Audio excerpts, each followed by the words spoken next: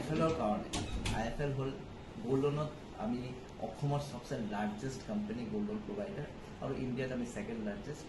অসমত সেইটো IFLৰ কাৰণে অসম আজি ফ'কাছ ষ্টেট কাৰণে পুৰো ম্যানেজমেন্ট ডিসিশন লৈছে যে নেক্সট 6 মান্থত আমি 40টা ব্ৰাঞ্চ আৰু ইয়াতে খুলিম। এতিয়া আমাৰ 60টা ব্ৰাঞ্চ আছে আৰু 40টা ব্ৰাঞ্চ অসমত নৰ্থ ইষ্টত আৰু আছে, অসমত 40টা ব্ৰাঞ্চ হ'ব আৰু তাৰ কাৰণে 200 মানুহ আমি খাই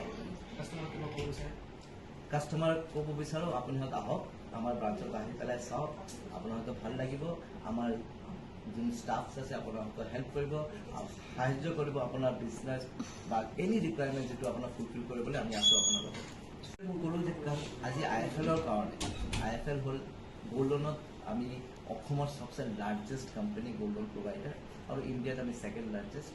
অসমত সেইটো IFLৰ কাৰণে অসম আজি ফ'কাছ ষ্টেট কাৰণে পুৰো ম্যানেজমেন্ট ডিসিশন লৈছে যে নেক্সট 6 মান্থত আমি 40টা ব্ৰাঞ্চ আৰু ইয়াতে খুলিম। এতিয়া আমাৰ 60টা ব্ৰাঞ্চ আছে আৰু 40টা ব্ৰাঞ্চ অসমত নৰ্থ ইষ্টত আৰু আছে, অসমত 40টা ব্ৰাঞ্চ হ'ব আৰু তাৰ কাৰণে 200 মানুহ আমি খাই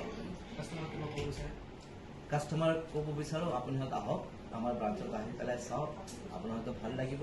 আমাৰ যোন ষ্টাফছ আছে আপোনালোকক হেল্প কৰিব, সাহায্য কৰিব আপোনাৰ বিজনেছ বা এনি ৰিকুৱাৰমেণ্ট যিটো আপোনাৰ ফুলফিল কৰিবলৈ আমি আছোঁ আপোনাৰ লগত। মই ক'লোঁ যে আজি IFLৰ কাৰণে IFL হ'ল গোল্ড লোনত আমি অসমৰ সবচে largest company gold loan provider আৰু ইণ্ডিয়াত আমি ছেকেণ্ড লাৰ্জেষ্ট।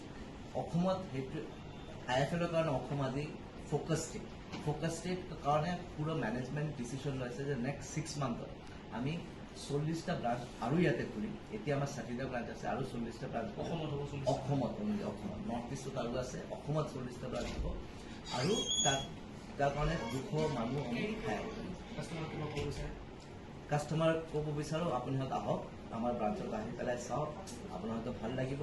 আমাৰ যোন ষ্টাফছ আছে আপোনালোকক হেল্প কৰিব, সাহায্য কৰিব আপোনাৰ বিজনেছ বা এনি ৰিকুৱাৰমেণ্ট যিটো আপোনাৰ ফুলফিল কৰিবলৈ আমি আছোঁ আপোনাৰ লগত।